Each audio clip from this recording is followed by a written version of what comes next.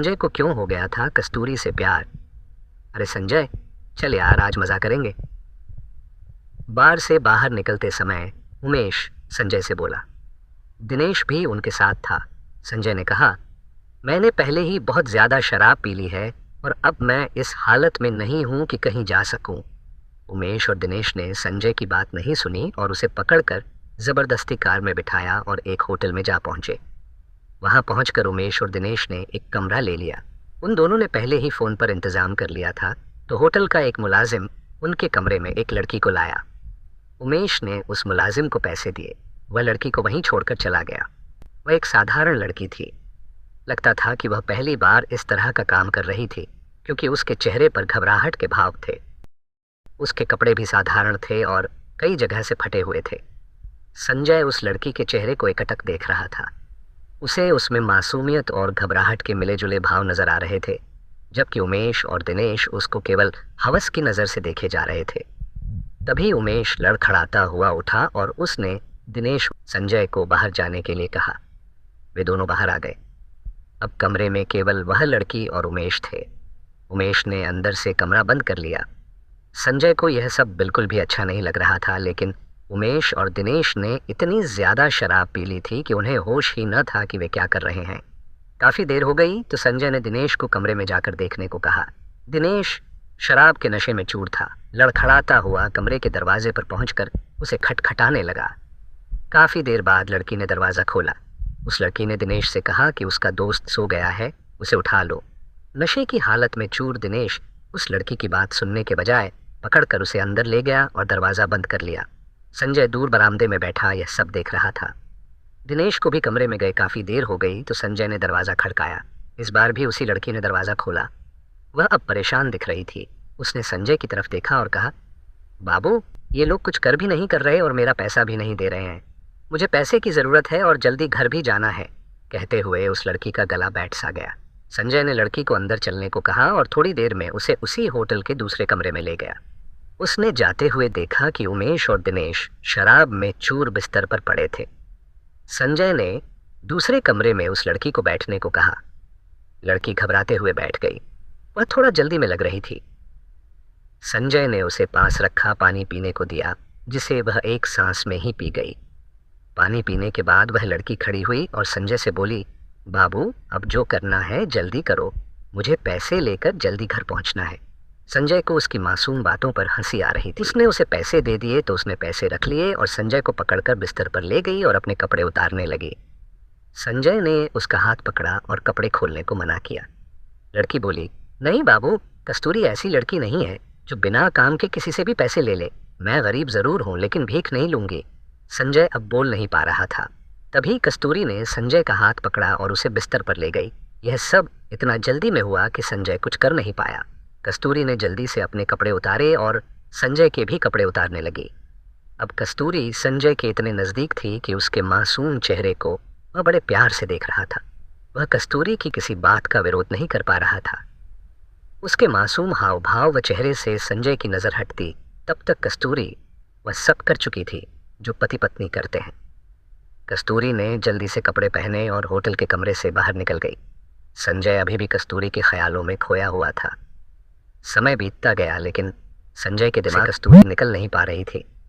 एक दिन संजय बाजार में सामान खरीद रहा था। उसने देखा कि कस्तूरी भी उसके पास की ही एक दुकान से सामान खरीद रही थी। संजय उसको देखकर खुश हुआ। उसने कस्तूरी को आवाज़ दी तो कस्तूरी ने मुड़कर देखा और फिर दुकानदार से सामान लेने में जुट गई। संजय उसके पास पहुंचा। कस्तूरी ने संजय की तरफ कोई ध्यान नहीं दिया। कस्तूरी ने सामान खरीदा और दुकान से बाहर निकल गई। संजय उसे पीछे से आवाज़ देता रहा लेकिन उसने अनसुना कर दिया। कुछ दिन बाद संजय को कस्तूरी फिर दिखाई दी। उस दिन संजय ने कस्तूरी का हाथ पकड़ा और उसे भीड़ से दूर खींच कर ले गया और उससे उसकी पिछली बार की हरकत के बारे में पूछना चाहा तो संजय के पैरों की ज़मीन खिसक गई। उसने देखा कस्तूरी का चेहरा पीला पड़ चुका था और वह बहुत कमज़ोर हो गई थी। उसने अपनी फटी चुनरी से अपना पेट छिपा रखा था जो कुछ बाहर दिख रहा था। कस्तूरी वहाँ से जाने के लिए संजय से जोर आजमाइश कर रही थी। संजय ने किसी तरह उसे शांत किया और भीड़ से दूर एक चाय की दुकान पर बिठाया। संजय ने गौर से कस्तूरी के चेहरे की तरफ देखा तो उसका दिल बैठ गया। कस्तूरी सचमुच बहुत कमज़ोर थी। संजय ने कस्तूरी से उसकी इस हालत के बारे में पूछा तो पहले तो कुछ नहीं बोली, लेकिन संजय ने प्यार से उसके सिर पर हाथ फेरा तो वह रोने लगी।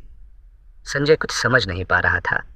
कस्तूरी ने अपने आंसू पोंछे और बोली, बाबू, मेरी यह हालत उसी दिन से है जिस दिन आप और आपके दोस्त मुझे होटल में मिले थे। संजय ने उसकी तरफ सवालिया नजरों से देखा तो वह फिर बोली, बाबू, मैं कोई धंधे वाली नहीं हूँ। मैं उस गंदे नाले के पास वाली कच्ची झोंपड़पट्टी में रहती हूँ। उस दिन पुलिस मेरे भाई को पकड़ कर ले गई थी क्योंकि वह गली में चरस गांजा बेच रहा था। उसे जमानत पर छुड़ाना था और मेरे माँ बाप के पास पैसा नहीं था। अब मुझे ही कुछ करना था। मैंने अपने पड़ोस में सबसे पैसा मांगा लेकिन किसी ने नहीं दिया। थक हार कर मैं बैठ गई तो मेरी एक मौसी बोली कि इस बेरहम ज़माने में कोई मुफ्त में पैसा नहीं देता। मौसी की यह बात मेरी समझ में आई और आपके दोस्तों तक पहुंच गई। कस्तूरी चुप हुई तो संजय ने अपने चेहरे के दर्द को छिपाते हुए पूछा, तुम्हारी ये हालत कैसे हुई? कस्तूरी ने कहा, बाबू, ये जानकर आप क्या करोगे? ये तो मेरी किस्मत है। संजय ने फिर जोर दिया तो कस्तूरी बोली, बाबू, उस दिन आपके दिए गए पैसे से मैं अपने भाई को हवालात से छुड़ा लाई तो भाई ने पूछा कि पैसे कहाँ से आए। मैंने झूठ बोल दिया कि किसी से उधार लिए हैं। थोड़ी देर चुप रहने के बाद वह फिर बोली, बाबू, सबने पैसा देखा लेकिन मैंने जो जिस्म बेचकर एक जान को अपने शरीर में आने दिया तो उसे सब नाजायज़ कहने लगे और जिस भाई को मैंने बचाया था वह मुझे धंधे वाली कहने लगा और मुझे मारने लगा। वह मुझे रोज़ ही मारता है। यह सुनकर संजय के कलेजे का खून सूख गया। इस सब के लिए वह खुद को भी कसूरवार मानने लगा।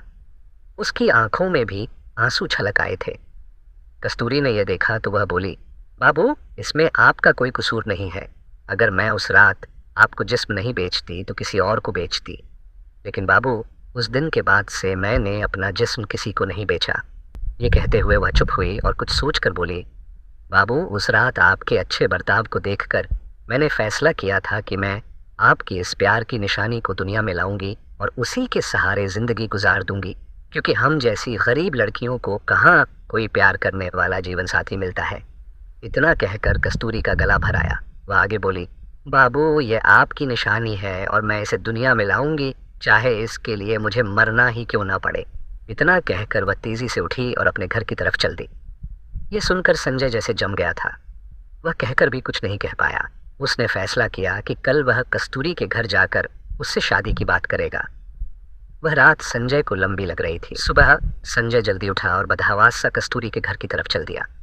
वह उसके मोहल्ले के पास पहुंचा तो एक जगह बहुत भीड़ जमा थी। वह किसी अनहोनी के डर को दिल में लिए भीड़ को चीर कर पहुंचा तो उसने जो देखा तो जैसे उसका दिल बाहर निकलने की कोशिश कर रहा हो। कस्तूरी जमीन पर पड़ी थी। उसकी आंखें खुली थीं और चेहरे पर वही मासूम मुस्कुराहट थी। संजय ने जल्दी से पूछा कि क्या हुआ है, तो किसी ने बताया कि कस्तूरी के भाई ने उसे चाकू से मार दिया है, क्योंकि सब कस्तूरी के पेट में पल रहे बच्चे की वजह से उसे बेइज्जत करते थे। संजय पीछे हटने लगा। अब उसे लगने लगा था कि वह गिर जाएगा। तभी पुलिस का सायरन बजने लगा तो भीड़ छंटने लगी। संजय पीछे हटते हुए कस्तूरी को देख रहा था। उसका एक हाथ अपने पेट पर था और शायद वह अपने प्यार को मरते हुए भी बचाना चाहती थी। उसके चेहरे पर मुस्कुराहट ऐसी थी जैसे उन खुली आंखों से संजय को कहना चाहती हो, बाबू, ये तुम्हारे प्यार की निशानी है, पर इसमें तुम्हारा कोई कसूर नहीं है। संजय पीछे मुड़ा और अपने घर पहुंचकर रोने लगा।